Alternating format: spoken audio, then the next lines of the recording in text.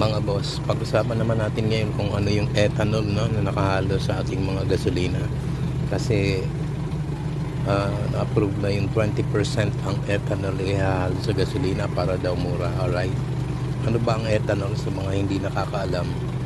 Ang ethanol ay alcohol. Alright, yung alcohol na yan kaya mabilis masira yung mga injector, yung mga gasket ng mga injector na bagong modelo ngayon na sasakyan. Kasi ang ethanol, alcohol ay nag-i-induce ng moisture, tubig. Alright, tapos alam natin ang alcohol malakas makapagpa-lobo ng mga goma, mga gasket. Ang aluminum, halos puro aluminum, okay, nag-uumilo yan. Ito ang kahalagahan ng HHO dahil ang HHO galing dito sa ating water fuel reactor ay 10 times burning faster than gasoline.